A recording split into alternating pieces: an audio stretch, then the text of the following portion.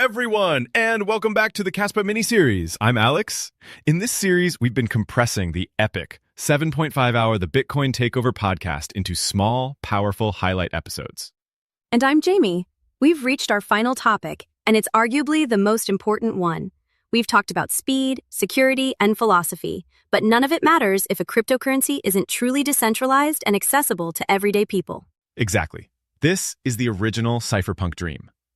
Today's episode is Decentralization and Accessibility, and we're going to explore how Kaspa's design choices aim to keep the network in the hands of the many, not the few, drawing from the powerful debate between Yonatan and Vlad Kostia.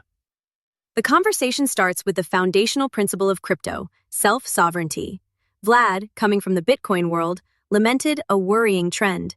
He noted the narrative is shifting, with prominent figures now suggesting maybe the average person is going to have some difficulties, and maybe it's better to just buy ETFs. He said if we abandon self-custody, we go back to PayPal basically. It's a powerful critique. The whole point was to empower individuals, and Yonatan strongly agreed, but with a critical twist. He argued that the famous slogan, "Not your keys, not your coins," has become very elitistic. Elitist? How so? He explained that for the average non-technical person, securely managing a seed phrase and running the necessary software is an enormous burden. He said the current model is not yet implementable for ordinary people. His philosophy is that you can't just tell people to be more responsible, you have to build systems that make responsibility easy. So, true accessibility isn't just about having a wallet. It's about designing the entire system so that participation is practical for everyone.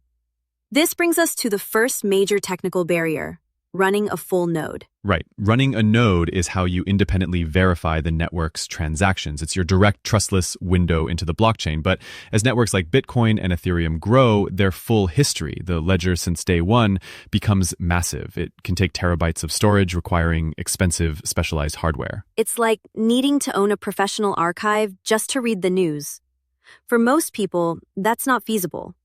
So how does Kaspa solve this problem of state bloat? With a very aggressive and deliberate design choice. Pruning. Yonatan explained that a Kaspa full node by default doesn't keep the entire history of every transaction ever made. Instead, it only keeps what's necessary to validate the current state of the network, the list of all unspent coins known as the UTXO set. So it's designed to be lightweight from the start. Exactly. When asked about missing transactions that some explorers don't show, Yonatan was blunt. He said, the vast majority of transactions are missing, are deliberately missing. The system is designed to discard old, spent transaction data to keep the hardware requirements low, so anyone can run a node on a modest computer.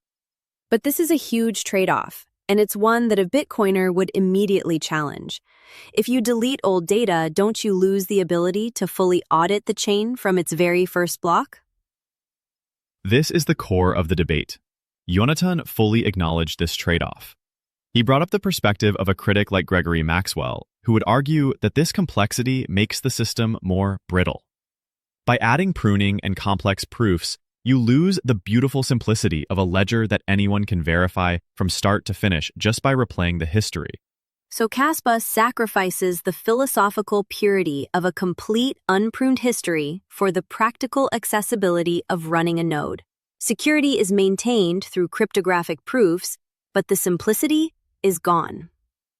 It's a fundamental disagreement on what best serves decentralization. Is it a smaller number of people running perfect, full history nodes on powerful hardware? Or is it a much larger number of people running accessible, lightweight nodes on everyday computers? Kaspa is a huge bet on the latter. But Yonatan argued that decentralization goes even deeper than just running a node. It's about the entire ecosystem of tools that people rely on. He used a perfect example that happened live during the interview. The DAG visualizer they were watching suddenly crashed. He seized the moment, asking, if there's only one block explorer and it goes down, would you consider it trustless? The network itself was fine, but the community's main window into it was a centralized point of failure. That's a brilliant point. True decentralization isn't just about the protocol. It's about having a rich, redundant ecosystem of wallets, explorers, and other services so that no single entity can become a gatekeeper. He stressed that this isn't the core team's job. It must be a grassroots, community-driven effort. This brings us full circle back to the user. Even if you can run a node, how do we make self-custody truly safe and accessible for someone like your grandma? This is where Yonatan's vision gets really futuristic. He's a huge proponent of smart wallets and on-chain social recovery. What does that mean in simple terms? Instead of relying solely on a seed phrase that can be lost or stolen, you could program rules directly into the consensus layer of the network. He gave an example. You could set a policy that says, if my main key is lost or compromised, allow my 3 trusted friends to initiate a recovery of my funds, but only after a 6-month waiting period where I don't object.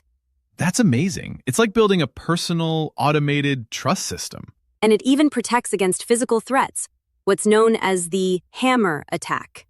If someone forces you at gunpoint to hand over your keys, with on-chain recovery rules, you can literally prove to them that you cannot transfer all your funds instantly. He said you can actually prove to your captor that you can't release the coins. This dramatically enhances real-world self-sovereignty. So, to wrap it all up, Kaspa's approach to decentralization is built on a foundation of accessibility. It makes the technical trade-off of pruning to ensure anyone can run a node. It recognizes that decentralization is a multi-layered challenge that requires a robust ecosystem of community-built tools, not just a secure protocol. And its future vision is to solve the human side of the problem, using smart wallets and on-chain social recovery to finally make self-custody a safe and practical reality for everyone, not just the technical elite. It's a holistic and deeply thoughtful approach to one of crypto's biggest challenges. And that concludes our deep dive into the mind of Yonatan Sampolinsky. What an incredible journey.